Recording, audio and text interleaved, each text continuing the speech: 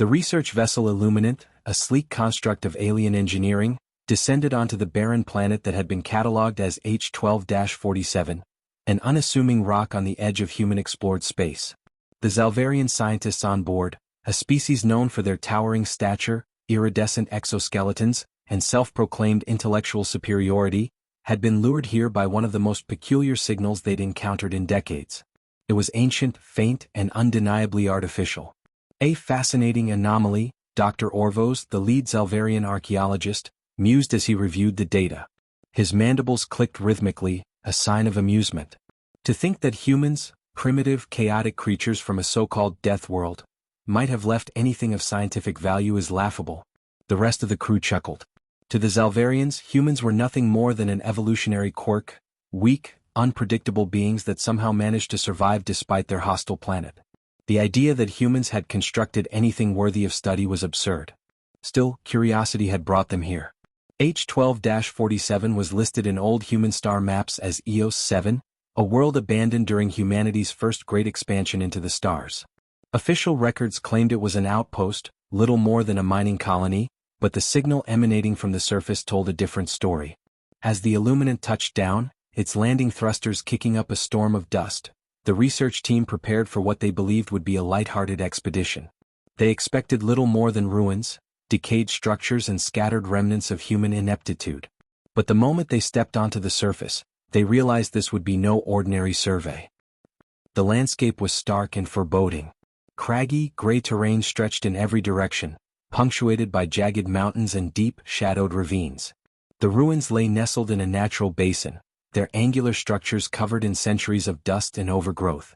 Dr. Orvos activated his exosuit scanners, which immediately began mapping the area. Primitive architecture, he noted with a sneer. Stonework reinforced with outdated alloys. Crude.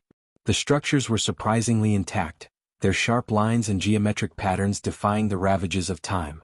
There were towering spires, immense doorways and intricate carvings etched into the walls. Yet there was no sign of life, no movement. The air itself felt heavy as though the ruins were holding their breath. "Why bother using such impractical shapes?" muttered Keonen, one of Orvos's junior researchers. These humans were as inefficient in their construction as they were in their biology. The Zalvarians spread out, their scanners lighting up the ruins in vibrant holographic overlays. They detected no significant energy signatures, no signs of active technology, only the faint remnants of the signal that had drawn them here. "Just as I thought," Orvos declared, standing atop a crumbled wall to address his team. Another testament to human mediocrity. Whatever this was, it was abandoned long before it could amount to anything. Let's document it and move on. As the Zalvarians moved deeper into the ruins, their dismissive attitudes began to give way to something more conflicted. The carvings on the walls were not random. They depicted patterns, fractals within fractals, endlessly repeating. Keonen tilted his head, his multi-lensed eyes narrowing. The carvings, they resemble neural pathways? Orvos waved a claw dismissively. Coincidence. Humans were notorious for attributing meaning to randomness. They likely saw these patterns in nature and imitated them without understanding their significance. But as they proceeded, the carvings became more elaborate. They spiraled into increasingly complex designs, converging around a central structure that loomed over the ruins like a sentinel. It was a massive dome, its surface smooth and unblemished as though untouched by time. "What is that?" Keonen asked, his voice tinged with unease. "Likely the centerpiece of their futile endeavor," Orvos replied, though his confidence faltered. The dome was unlike anything they had seen in human construction. It emitted a faint hum, almost imperceptible, like the lingering echo of a song. The team approached cautiously, their scanners struggling to penetrate the dome's surface. Orvos placed a clawed hand against it, his exosuit's instruments analyzing the material. "Impossible," he muttered. "This alloy, it's far beyond anything humans were capable of." His declaration hung in the air, unchallenged but unsettling.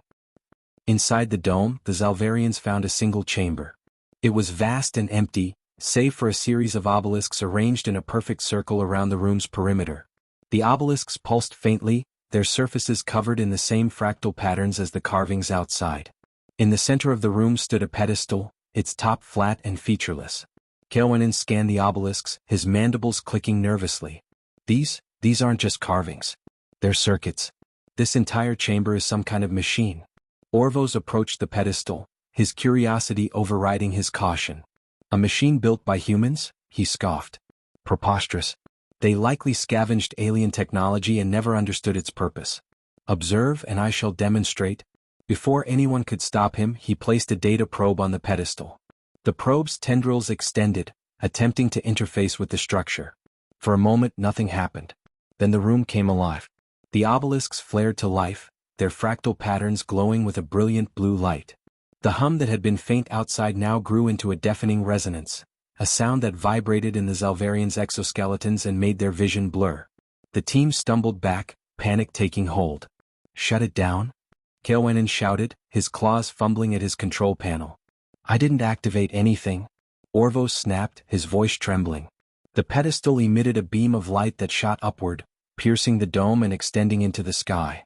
Outside, the ruins began to shake, their walls shedding centuries of dust as dormant systems reawakened.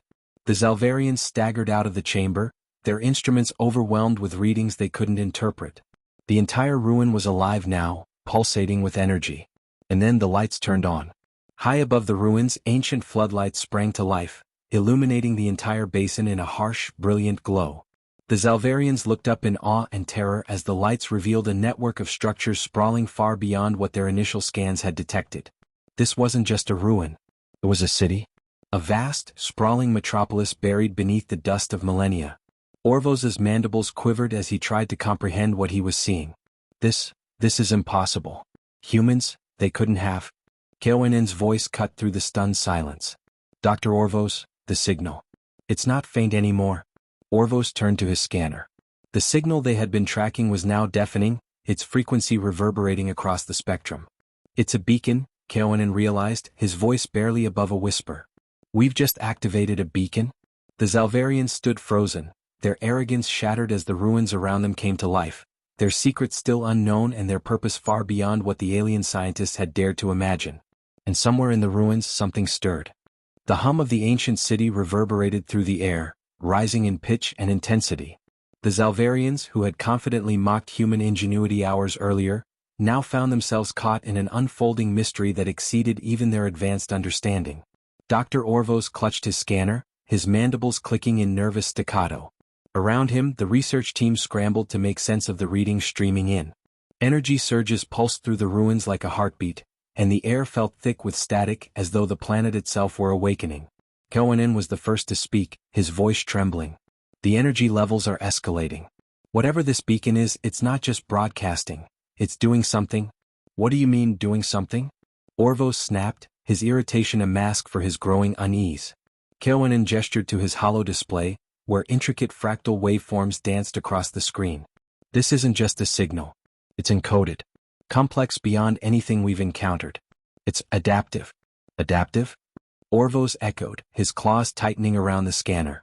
It's reacting to us, Kael'wanin replied, his mandibles quivering. To our technology, to our presence. This isn't a ruin. It's a system. A living system. Outside the dome, the city's transformation accelerated.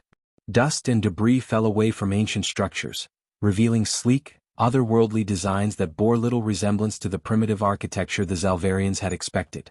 The angular buildings shimmered as energy coursed through them, lighting up patterns that seemed to ripple across their surfaces like liquid.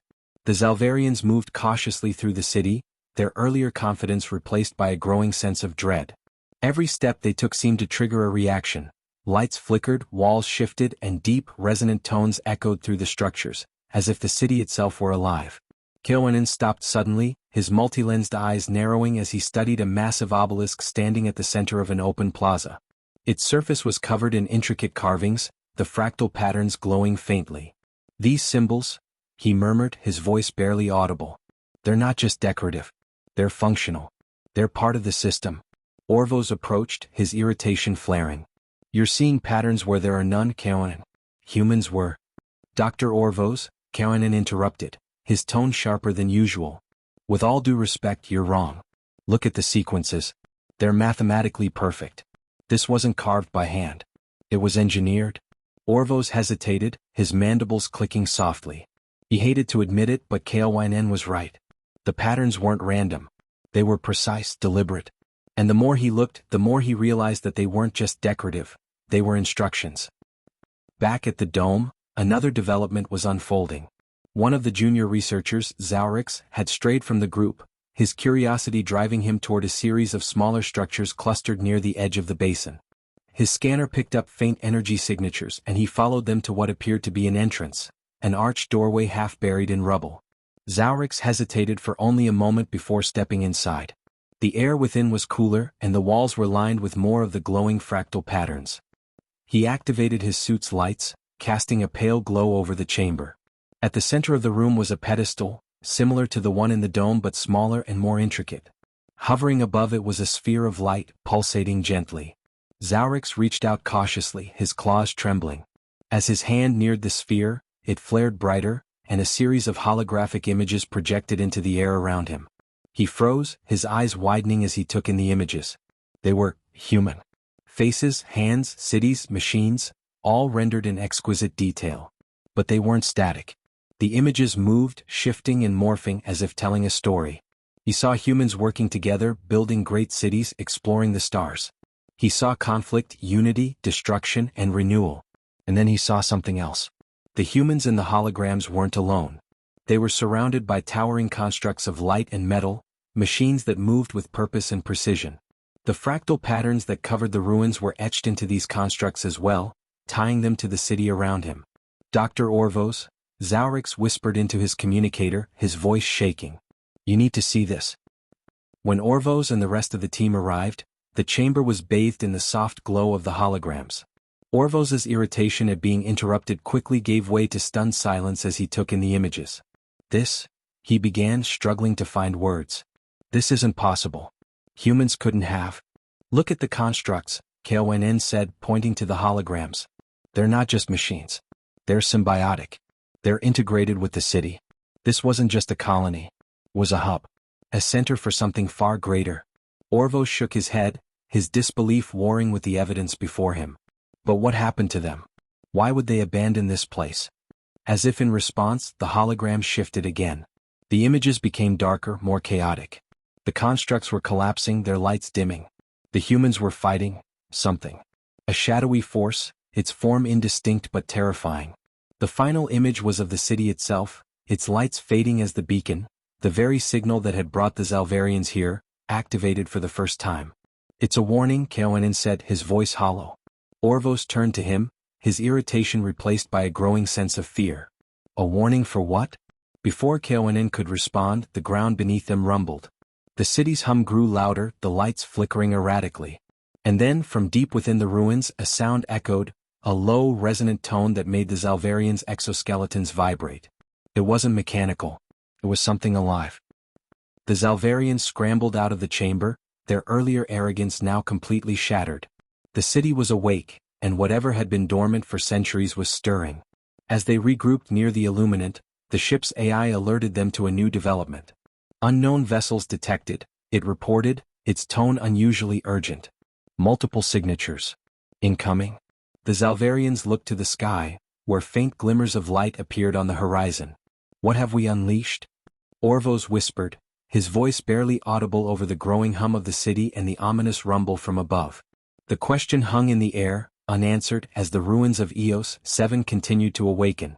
The horizon darkened as the incoming vessels drew closer, their sleek alien shapes glinting faintly against the atmosphere.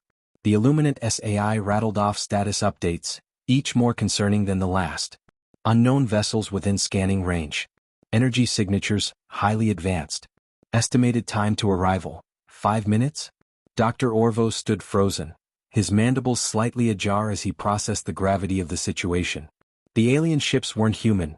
Their designs were too fluid, too elegant, unlike anything recorded in humanity's archives. Yet their arrival seemed inextricably linked to the city's awakening. This wasn't just a signal, KONN said, his voice rising over the din of alarms. It was a call for reinforcements. The beacon didn't just activate the city, it summoned them. Reinforcements for what? Orvos snapped, his fear lashing out as frustration. The humans are long gone. Maybe, KONN said, his multi-lensed eyes scanning the ruins. But they left something behind. The city itself seemed to sense the impending arrival of the alien vessels. The fractal patterns etched into the structures pulsed faster, their glow intensifying. Walls shifted and reconfigured, revealing previously hidden corridors and chambers. Towers that had been dormant for centuries now hummed with power, their spires crackling with energy. Zaurix, who had been monitoring the obelisks near the dome, called out in alarm. The energy levels are spiking again. It's like the whole city is preparing for something. Orvos turned to him sharply. Preparing for what? Defense? Communication? Something bigger, Zaurix said, his claws trembling over his scanner. This isn't just a city. It's a system, a network. And it's waking up all at once. The first of the alien vessels descended into the basin, its thrusters kicking up a storm of dust and debris. It was enormous, dwarfing even the Illuminant, and its hull shimmered with a strange liquid-like material that defied conventional analysis. Orvos and his team watched in stunned silence as the ship hovered above the city, its underside opening to reveal a series of massive pylons. Energy arced between them, forming a pulsating field that descended toward the ruins. The moment the field touched the ground, the city reacted violently. Towers fired beams of light into the sky, striking the field and causing it to shatter like glass. The alien vessel retaliated, its weapon systems coming online with a deafening roar. What in the void is happening? Orvos shouted, his voice barely audible over the cacophony. Kawanin stared at his hollow display, his multi-lensed eyes wide with disbelief. They're not here to help. They're here to contain it. Whatever the humans left behind, these aliens see it as a threat. The alien ship unleashed a barrage of energy blasts, targeting the tallest structures in the city. But the ruins were far from defenseless. Hidden turrets emerged from beneath the ground, firing streams of concentrated plasma that struck the ship with unerring precision. Smaller constructs, drones resembling metallic insects, rose from the ruins, swarming the vessel and tearing into its hull with surgical efficiency. Orvos could only watch in stunned silence as the city's defenses overwhelmed the alien vessel. Within moments, the once imposing ship was reduced to a smoldering wreck, its remains scattered across the basin. But the victory was short-lived. More ships appeared on the horizon, their numbers far greater than the city's defenses could handle. The air grew thick with tension as the Zalvarians realized the scale of the conflict they had inadvertently triggered. "We need to leave," Zaurix said, his voice trembling. "This isn't our fight." Orvos turned to him, his mandibles clicking in agitation. "Leave? After everything we've discovered? This is the find of a lifetime. It's also a death sentence if we stay," Kawanen interjected. "We don't understand what's happening here and we're not equipped to handle it.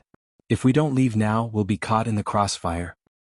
Before Orvos could respond, the ground beneath them trembled violently. The fractal patterns on the nearest structures flared brighter, and a deep, resonant tone echoed through the city. The Zalvarians turned to see the central dome, the structure that had first drawn them here, split open like the petals of a flower. From within emerged a massive construct, its form both mechanical and organic. It stood on 4 legs, its body covered in the same fractal patterns that adorned the city, and its movements were eerily fluid, as though it were alive. The construct's single glowing eye scanned the ruins before locking onto the incoming alien fleet. Without hesitation, it launched itself into the air, its powerful limbs propelling it upward in a blur of motion. "What is that?" Zaurix whispered, his voice filled with awe and terror. "The Guardian," Kawanen said, his tone grim. "The humans left it here to protect this place. And now it's awake." The construct engaged the alien fleet with a ferocity that defied belief. It moved with impossible speed, weaving between the ships and striking with devastating precision. Each blow it landed sent shockwaves through the air, and its fractal patterns pulsed brighter with every attack. The Zalvarians watched in stunned silence as the battle unfolded, the Guardian tearing through the alien fleet like a force of nature. But even as it fought, the alien ships continued to multiply, their reinforcements arriving in greater numbers. "This isn't sustainable," Kawanen said, his voice filled with urgency. "The Guardian can't hold them off forever." Orvos's mandibles clicked as he considered their options. "Then we need to find a way to deactivate the beacon. If we shut it down, the aliens might stop coming. And if the beacon is what's keeping the Guardian active?" Zaurix countered.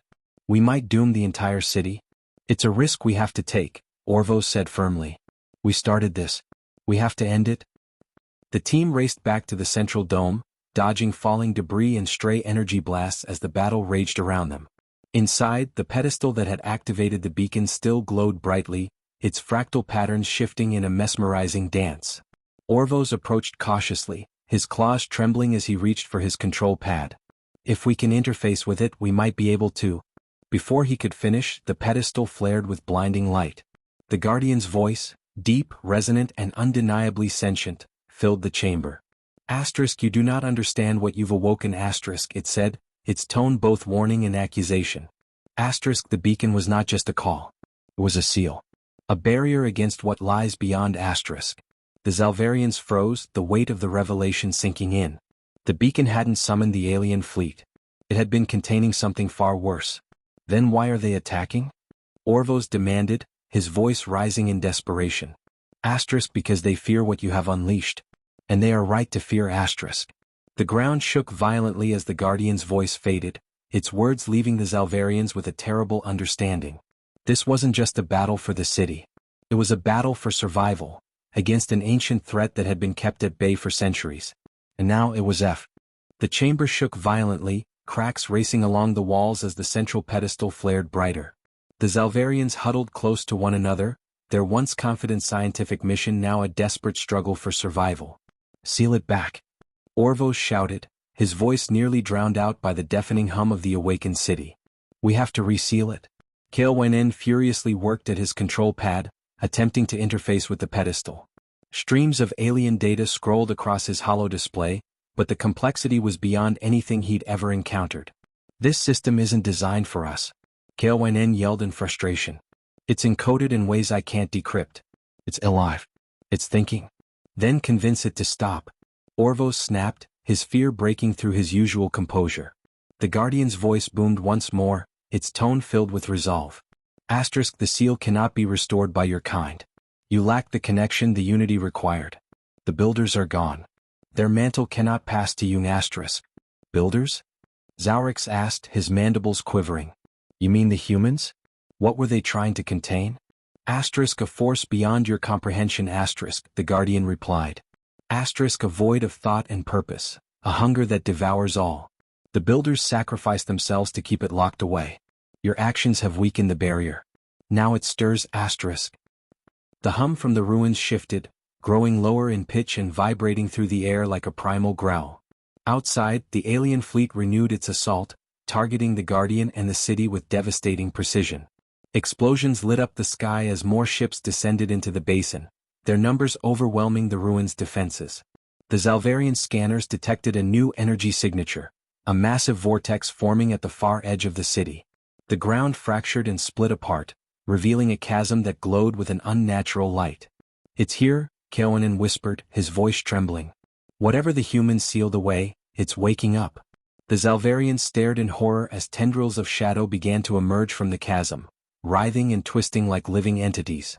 The tendrils reached for the city, their touch corroding and consuming everything they came into contact with.